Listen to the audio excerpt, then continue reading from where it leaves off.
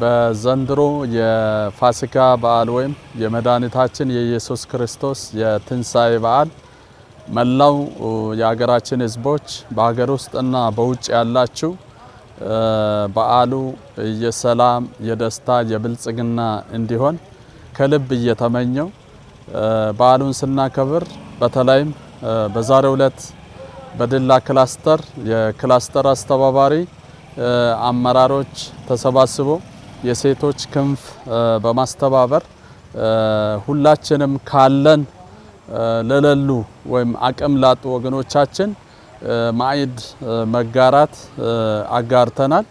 ሌሎችም በዓሉን ስናከብር አቅም ላጡ ወገኖች አቅም በመሆን ለተራቡት፣ ለተጠሙት፣ ለታረዙት ፈጥኖ በመድረስ ሰው በመሆናችን ሁላችንም በሰብአዊነት ሰውን በማክበር